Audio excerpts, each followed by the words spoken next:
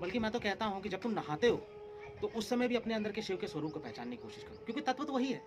वही जो उस मूर्ति में है, उस पत्थर में है, वही तुम्हारे शरीर में है, तुम्हारे रोए-रोए में वही बह रहा है। तो जब नहाते हो, तब भी अपने सर पे जब पानी डालते हो, अपने मस्तक पे, जब तुम अपने मस्तक पर जब पानी का प्रवाह करते हो, जल का प्रवाह करते हो, तब भी यही सोचो कि तुम उस शिव पर ही प्रवाह कर रहे हो। देखो तुम्हारे अंदर क्या ताज़गी मिलेगी, तुम्हें कुछ अलग अनुभूति मिलेगी। बात यहाँ है धारण करने की, क्योंकि जब तुम शिव के तत्व को धारण करोगे, उसको जागृत करोगे, उनके मंत्रों में जब तुम अपने अहंकार को विलीन करोगे, अहंकार जब तुम्हारा उसमें बाष्पीभूत होने लगेगा, कमजोर होने लगेगा, टूटने लगेगा, बिखरने लगेगा, जो तुम्हारा शब्द है ओम नमः शिवाय, यदि तुम उसे सजगता के साथ, पूरी निष्ठा के साथ, निर्विचार अवस्था के साथ जब उसकी गुरियों में माला फेरते हो, या उसका ध्यान करते हो, या उस ओम के नाद का ध्यान करते हो, लेकिन सवाल है सिर्फ ध्यान की अवस्था में, निर्विचार की अवस्था में, निरहंकारिता की अवस्था में, किसी मांग में नहीं, तो वो तत्व तुम्हारे अंदर जागृत होने लगता है, वो तत्व खिलने लगता है, वो तत्व बड़ा होने लगता है, वो तत्व अपने ही आसपास के जितने बिखरे हुए तत्व सबको समेटने लगता है, तुम्हारे अंदर शिवत्व आने लगता है।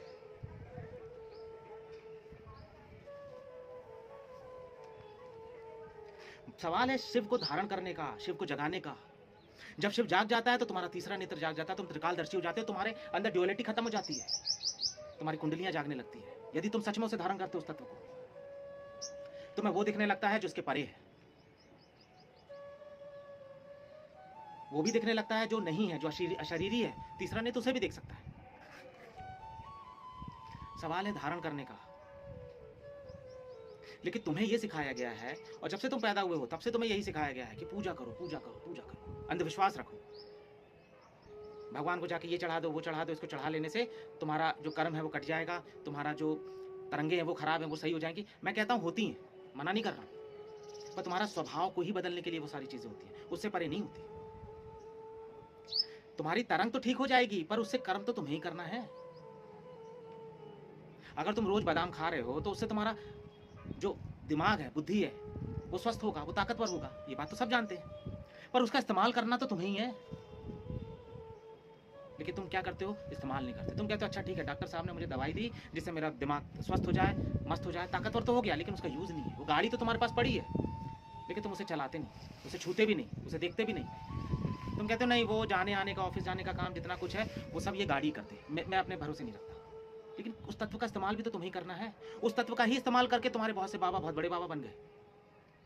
उस तत्व का इस्तेमाल करने से ही जो तुम्हारे ऋषि मुनि है, जो ऋषि मुनि थे, हमारे जो पूर्वज रहे, तुम्हें क्या लगता है वो सिर्फ कर्मकांड ही रहे? अरे पूजा और अर्चना तो सिर्फ इसलिए की जाती है ताकि तुम भगवान को धन्यवाद दे सको शरीर के लिए, इस अस्तित्व के लिए।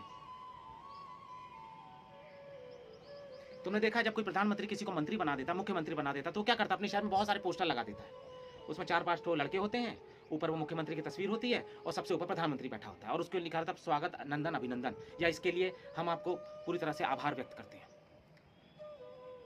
ये इस अस्तित्व ने, परमात्मा ने हमें सब कुछ दिया, बुद्धि दी, क्षमता दी, ताकत दी, शरीर दिया, आत्मा दी, ये खेल दिया, ये सब कुछ दिया। इसका धन्यवाद हम कैसे करेंगे? पूजा के माध्यम से तो करोगे कि कोई और माध्यम ढूंढोगे? तो हमने कृतज्ञता के लिए, अहोभाव के लिए, उसका शुक्रिया करने के लिए, प्रार्थना का मतलब क्या है?